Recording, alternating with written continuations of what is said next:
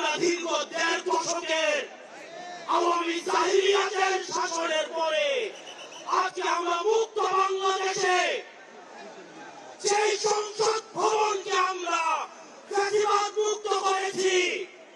সেই সংসদ ভবনের সামনে আমরা গণতান্ত্রিক প্রক্রিয়ায় সেই সংসদ ভবনে যাওয়ার জন্য আজকে আমরা মানিক মিয়া এভিনিউতে এসে দাঁড়িয়েছি।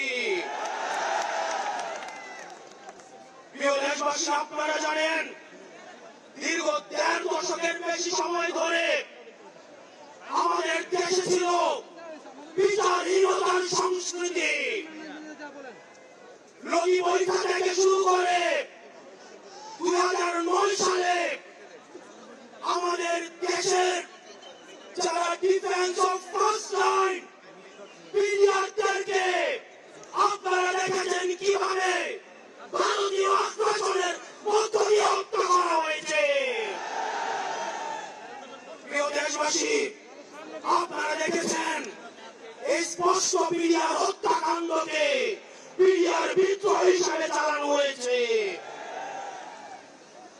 আপনারা দেখেছেন শাপলা চত্বরে আমাদের দাড়ি টুপিওয়ালা ভাইদের উপরে রাতের অন্ধকারে কিভাবে জেনোসাইড চালানো হয়েছে।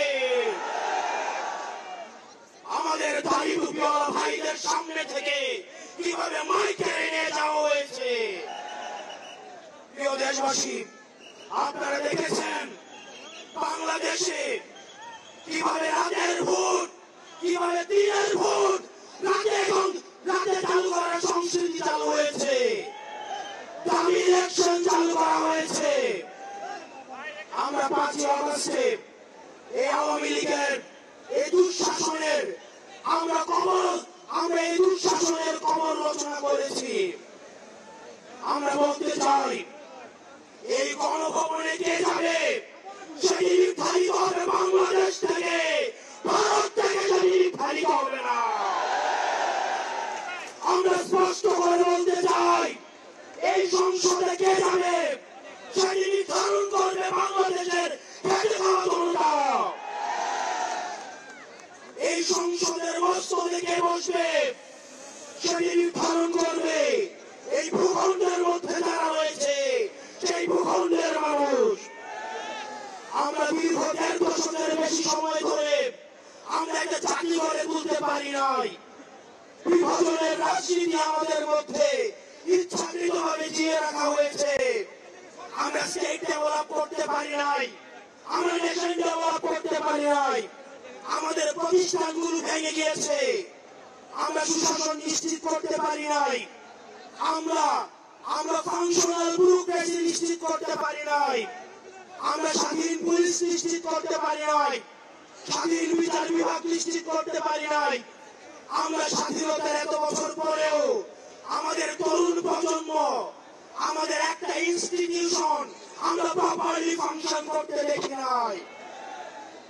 আমরা আপনাদের কাছে কমিটমেন্ট দিতে চাই এই তরুণ প্রজন্ম আমরা ইনস্টিটিউশন গুলোকে প্রপারলি ফাংশনাল করব।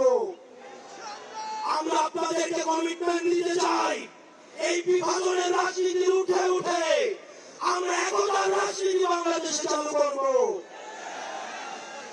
আমরা স্টেট ডেভেলপ করব। আমরা এই ভূখণ্ডের অধিকার আমরা আদায় করতে পারি নাই।